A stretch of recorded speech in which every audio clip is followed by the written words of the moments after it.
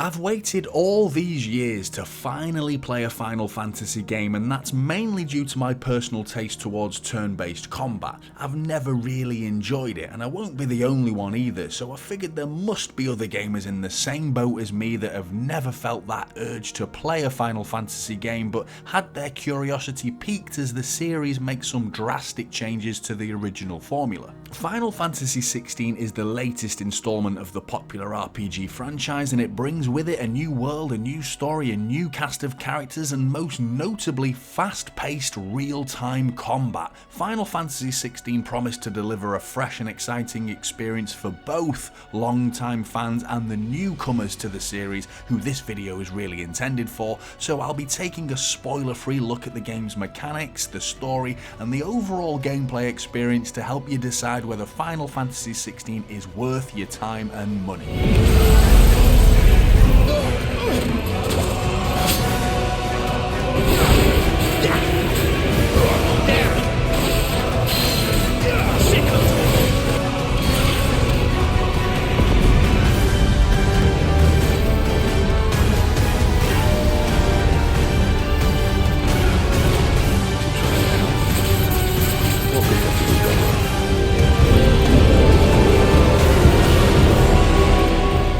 The first thing that I wanted to state was there's virtually no need to have any experience or time playing the previous Final Fantasy games for you to invest yourself completely into Final Fantasy XVI.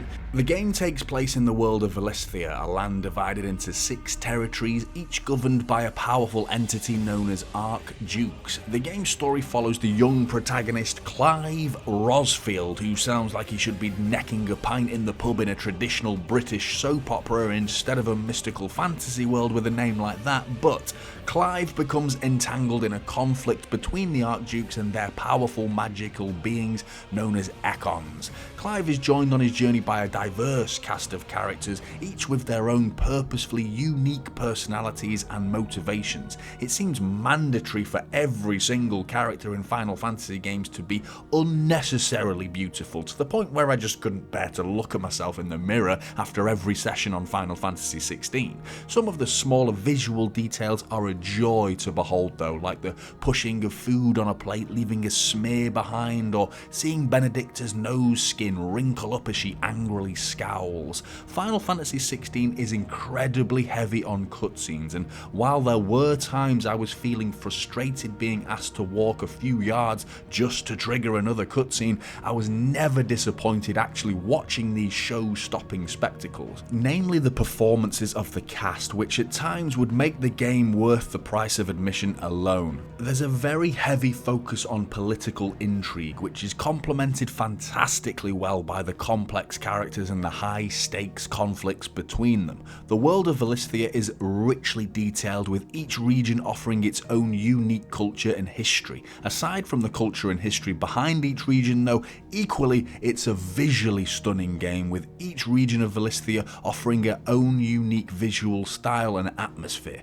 The game's character designs are distinct and memorable, with each character's appearance reflecting their personality and backstory really well. The game's soundtrack is another noteworthy standout feature, with a mix of orchestral and electronic vibes that perfectly captures the game's epic scale and emotional moment-to-moment encounters. However, one of the major complaints that I have about Final Fantasy XVI's presentation is its frequent frame rate drops that plagued my entire experience. Now, this obviously depends on your sensitivity towards frame rate drops and frame pacing issues, because my sensitivity is very much on the high end, and as a result, it severely impacted my overall experience. As with most of the latest gen titles on console, we're given a graphics mode and a frame rate mode. The graphics mode plays at the lowest range of 1080p and up to 1440p while locked at 30 FPS, and the frame rate mode ranges between the highest of 1080p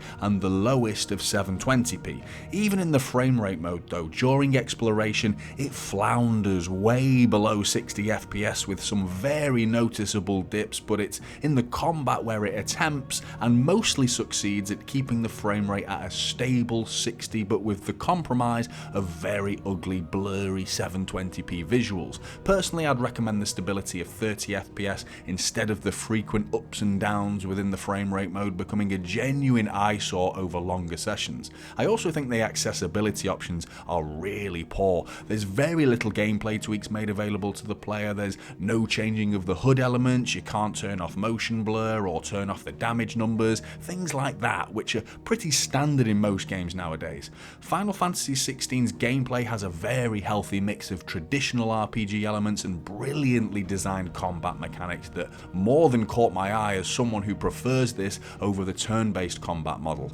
The combat's fluidity is immediately apparent and it feels superb to chain all of your moves together, but there's still a glaring issue with the difficulty. It's far too easy and there's only the 2 difficulty options to choose from, sadly. As fun as the combat feels, in particular making use of those Ekon abilities, which are these powerful magical beings that can be summoned during combat to deal massive damage, I still feel I was being afforded to approach every single encounter very casually. Clive will gain access to more Ekon abilities as the story progresses as well, and each with their own elemental damage, skill tree, and very gratifying animations. I have to stress though, they feel and look absolutely amazing to utilise, but after every encounter I felt a little flat and I didn't feel that challenged. That may suit some people, and while I'm not asking for a FromSoft standard of difficulty, having the option to crunk up the challenge to make bigger demands of dodge timing and moving Clive around the combat space more would have been nice.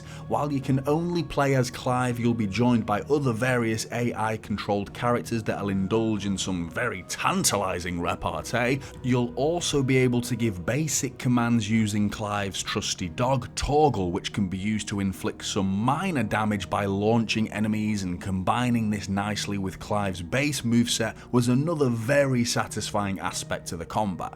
I've never been a big fan of QTEs though, and alongside some of the pretty unbelievable imagery and grandiloquent encounters, there's plenty of these QTEs to sit through, which I've always felt to be a little bit pointless. The window to execute each prompt is incredibly generous, and again, this is another example of the combat being way too easy and forgiving for my personal preferences. Final Fantasy XVI also features a crafting system, allowing players to create new weapons and gear using materials found throughout the world. You'll be collecting loot by defeating enemies, picking up the glistening objects scattered around all the maps, and opening the occasional chest or two.